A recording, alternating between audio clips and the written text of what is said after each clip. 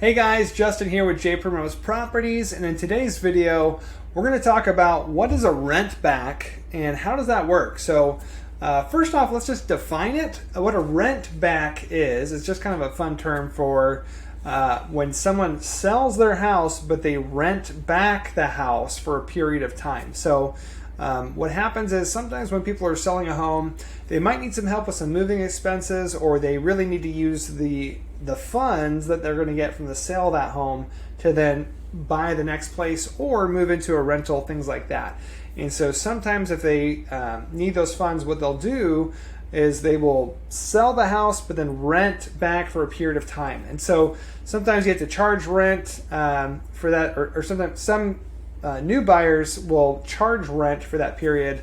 A lot of times you might be able to negotiate that in to the sale price and say, hey, I want to have this closing on this date for this price, but we also want 5 days after closing to basically get the funds and then be able to move into a storage unit or an apartment, things like that.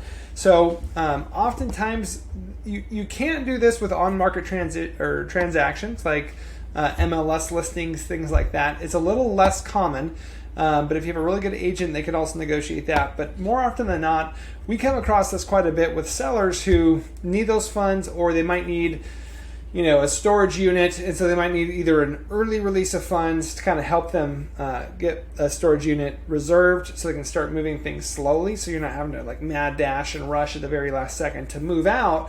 Or we'll do a rent back with them, and we don't usually charge rent or anything like that. We just kind of make it, our goal is just to make it as easy of a sale as possible, make your life as easy as it can be, kind of with the sale of a home.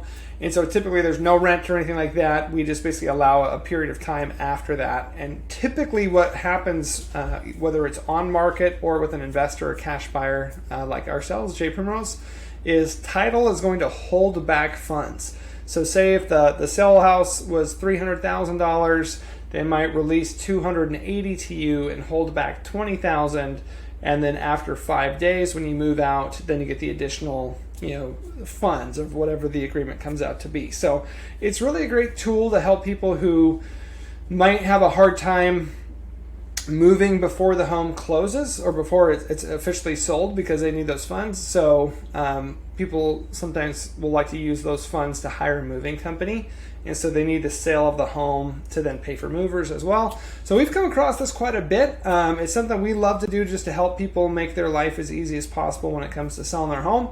So if you have any questions, if you have a house you're considering selling, we'd love to have a conversation with you, see if we might be a good fit.